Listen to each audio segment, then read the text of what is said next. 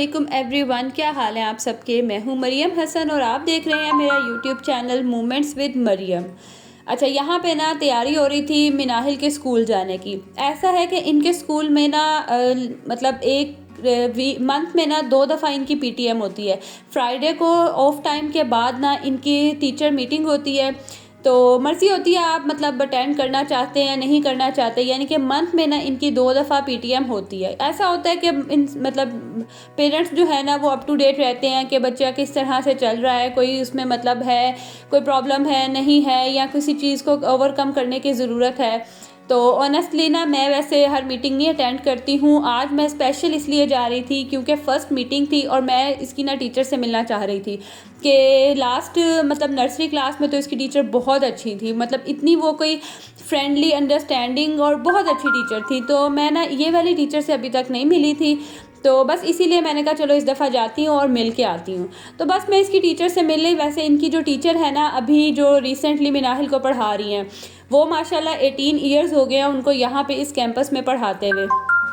तो ऐसा है कि इस तरह से ना एक तसल्ली हो जाती है कि इतनी ओल्ड टीचर हो ना, तो उनको एक्सपीरियंस होता है बच्चों को बड़े अच्छे तरीके से पढ़ाने का। वैसे माशाल्लाह प्रॉब्लम मिनाहिल की स्टडीज़ में बिल्कुल नहीं थी। जो टीचर को इशू था ना वो ये था कि ये अपनी स्टेशनरीज़ नहीं संभाल के रखती, और ये प्रॉब्लम तो यकीन करें मुझे खुद है। मैं इसको अगर वीक में मतलब वीक क्या, मैं इसको डेली बेसिस पे भी कोई चीज़ देती हूँ ना तो ये डिस्ट्रीब्यूट कर देगी, या फिर ये इस तरह से करेगी कि चीज़ें फेंक देगी और फिर मतलब केयर नहीं करती है।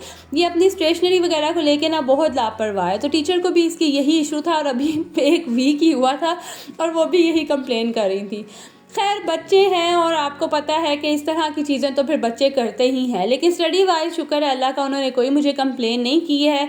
तो बाकी अब जैसे जैसे बड़ी क्लास में जाती जा रही है तो बस बच्चों का जो है ना वर्कलोड थोड़ा ज़्यादा हो जाता है, और मेरी अब कोशिश है कि मैं ना इसको साथ साथ ही काम करवाऊँ। लास्ट मैंने बड़ी इसको वो जो है ना ढील दी हुई थी, अब ज़रा मैंने इसको थोड़ा सा ना कोशिश की है कि इस पे ना मैं ज़रा थोड़ा फोकस करूं। अच्छा, जैसे कि आप लोगों को कुछ हमारे एजुकेशन सिस्टम का भी अच्छे से आइडिया होगा, जो हाई स्टैंडर्ड के स्कूल्स हैं ना, मैं उनकी बात नहीं कर रही। मैं जो हम मिडिल क्लास फैमिलीज़ के बच्चे मोस्टली जाते हैं, या जो मतलब हमारे एरियाज़ के स्कूल होते हैं, उनका फोकस होता है कि बस बच्चों को जो है ना वो रट्टा सिस्टम और पढ़ाई पे लगा दें।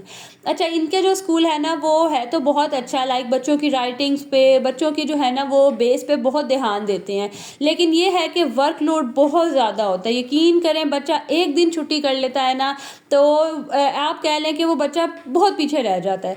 मतलब ये भी नहीं देखते हैं कि बच्चे का फर्स्ट डे है, सेकंड डे है, बच्चे आ रहे हैं नहीं आ रहे हैं, इन्होंने वर्क करवा देना होता है।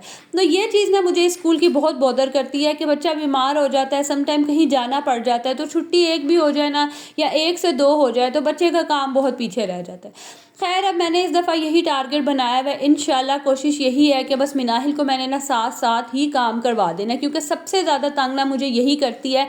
हसन शहान अब इस एज में है कि वो समझ जाते हैं कि किस तरह से काम करना है, किस तरह से जो है हमने मैनेज करना है, तो उनका मुझे इतना इशू नहीं होता है। अब मिनाहिल का जो है ना उसको वो अभी बेस बन रही है, उसके लिए मुझे ज़रा फोकस करना पड़ता है। और कभी कभी ऐसा होता है कि मुस्तफ़ा इतने आराम से बैठा और मुझे पढ़ाने दे, नहीं तो ये तो यकीन करे कभी उसकी पेंसिल लेके भाग जाता है, कभी उसके कलर्स लेके भाग जाता है, और कभी जो है ना उसकी कॉपीज़ उठा के फेंक लेता है। तो बड़ा मुश्किल हो जाता है मुझे मिनाहिल को पढ़ाना। खैर अभी मुस्तफ़ा का मूड सही था, भाई के साथ लगा हुआ था बस खेलने। आपने लास्ट वीडियो में देखा जो टॉयज़ आए हुए हैं बस उन्हीं के साथ जो है ना अभी उसका ध्यान था, तो मैं लेके बैठ गई मिनाहिल को पढ़ने के लिए। अच्छा, मैंने ना आज दाल बनानी थी तो मैं ना भूल गई थी दाल भिगोना। बस मैंने आके स्कूल से मिनाहिल के सबसे पहले यही काम किया, दाल भिगोनी। दाल भिगोने का वैसे ये ना ज़्यादा देर भीगी रहे तो फिर ही सही बनती है। और यहाँ देख लें मेरे बच्चों के काम, यकीन करें एक दिन टॉय आते हैं और नेक्स्ट डे ना बस उनकी कोशिश होती है कि या तो उनके स्टिकर्स उतार दो या कोई ना कोई चीज़ उनकी ना बस निकाल ही दो। यहाँ पे भी लगी हुई थी इसकी कटिंग करने के, मम्मा मैं ना इसकी कटिंग कर देती हूँ तो बड़ी जो है ना ये प्यारी लगेगी। और मैं इसे छेड़ी थी कि ना मैंने आपकी वीडियो बना ली है, बस आपके बाबा को दिखाऊंगी कि मैं वो टॉयज़ लेके आते हैं और देखो ये क्या हाल करते हैं। अच्छा मैं ना यकीन करें ये मतलब सुबह ज़ाहिर है सुबह की जाग रही थी तो दोपहर तक ना मेरी हो जाती है बस, और मेरी कोशिश होती है कि जब मुस्तफ़ा नैप लेना तो साथ मैं भी थोड़ा सा लेट लूँ। तो यहाँ मैं लेटी ही थी कि हस्बैंड का फ़ोन आ गया कि उन्होंने जो है ना वो काम से जाना है कहीं, तो बस उनका ये ड्रेस पड़ा हुआ था, इसको पता नहीं क्या बोस्की कहते हैं या क्या सूट को कहते हैं, इस पे ना माया लगा दो, हल्की सी माया लगा के इसको प्रेस करवा दो तो ज़रा ना इसकी लुक बन जाती है। और ये ना मेरा यकीन करें लीस्ट फेवरेट काम है, मुझे माया लगाना कपड़ों पे इतना को बुरा लगता है ना। और वही सीज़न आने वाला है, बस गर्मियों के कपड़ों पे माया लगानी, कलफ लगानी, पता नहीं क्यों मुझे ना इसको देख देख के जो है ना मेरे सर में दर्द शुरू हो जाती है। खैर जब लग जाते हैं मतलब कल्फ वाले कपड़े प्रेस करना मुश्किल नहीं लगता मुझे, लेकिन लगाना बड़ा मुश्किल लगता है। तो बस यहाँ पे फिर मैंने इसको भिगो दिया, और बाद में जो एक दो और सूट उन्होंने कहा था कि प्रेस कर दो, एक दो दिनों के लिए उन्होंने जाना था, तो बस फिर मैं वही आयरन करने बैठ गई।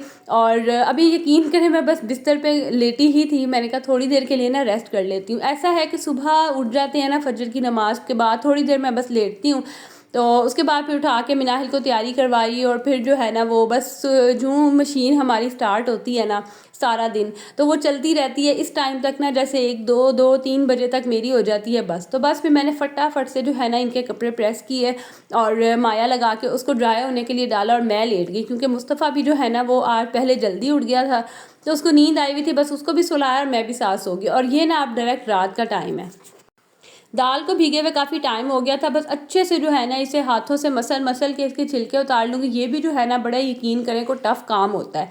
अच्छा नीचे इस तरह से बास्केट रख ली जाए ना तो फिर ना बड़े वो एक मैस सा नहीं होता, जो जितने भी इसके वो छिलके होते हैं ना वो आराम से बास्केट में आ जाते हैं और यहीं से उठाए और डस्टबिन में डाल दिए। मैं पहले क्या करती थी कि मैं ना इस तरह नहीं रखती होती थी बास्केट, तो वो सारा नीचे ना अच्छा खासा मैस सा बन जाता था। बस उस तरफ मैंने धो लिया, और थोड़े थोड़े से अभी छिलके थे, मैंने फिर मज़ीद इसको जो है ना वो भिगो के रख दिया। और टाइम काफ़ी ज़्यादा हो गया हुआ था, बस यकीन करें मेरा ख्याल है इस टाइम तक ईशा की भी नमाज़ का टाइम हो गया था। तो बस हस्बैंड के आने का टाइम था, मैंने फटाफट से जो है ना खाना बनाने की तैयारी की, और इसको ना मैंने बस प्रेशर में चढ़ा दिया। अच्छा मेरी मम्मा को ना बड़ी चिढ़ चढ़ती है प्रेशर में खाना बनाने से, मतलब कुछ खाने ऐसे होते हैं जो बनते ही प्रेशर में हैं, उसके अलावा जैसे गोश्त वगैरह होता है ना, वो कोशिश यही करती हैं कि मतलब पानी डाल के उसको चढ़ा दिया और उस तरह से पकाया जाए, प्रेशर कम से कम यूज़ किया जाए। तो वो बड़ी हैरान होती है कि तुम ये दाल भी प्रेशर में बनाती हो।